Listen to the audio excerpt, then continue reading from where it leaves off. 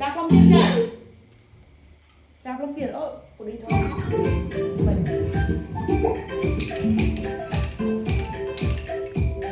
I work with verified suppliers who offer custom closure color.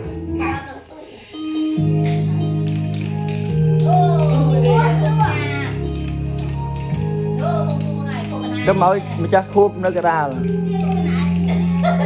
Ơi, mình chắc khúc nó cái đá đấy. À, Minh. Cho lo hàm Minh nhở. Hãy subscribe cho kênh Ghiền Mì Gõ